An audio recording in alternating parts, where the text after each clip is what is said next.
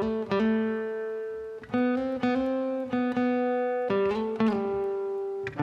I went to the top of the mountain to see the wise man there.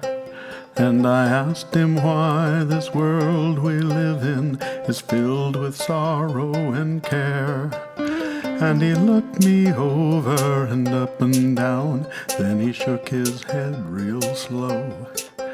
He said, "Son, you've come to the wrong man. That's one thing I sure don't know." Well, I stayed up there on the mountain a while to see what I could see. And I looked out over this whole wide world in its awesome majesty. But then my gaze fell down to the city and the fires and the smoke below. And I shook my head and asked myself, now where did our garden go?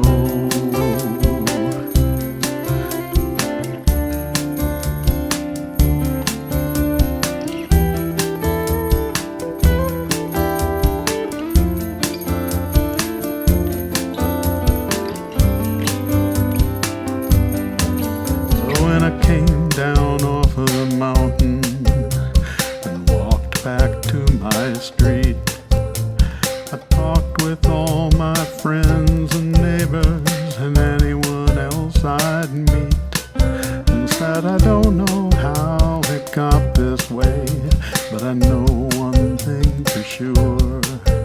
If we want it to get any better, we're the only source of the cure. 'Cause if you climb to the top of that mountain and you speak to the wise man there, once you ask him why this world we live in is filled with sorrow and care, and once he looks you over and shakes his head and tells you that he just don't know, he'll say, that's not the important question, my friend. Ask, how does my garden grow?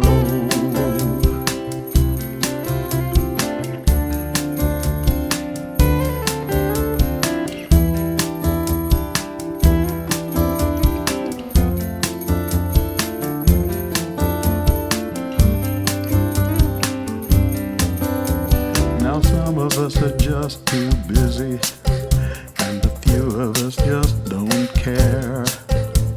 And some are fighting battles so hard they haven't got anything to spare. But if we just put our hands together and set aside our fears, the children of our children's children might thank us in a couple of 100 years.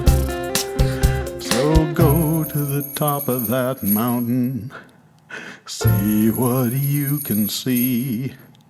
If you run to that wise old man up there, please say hello from me.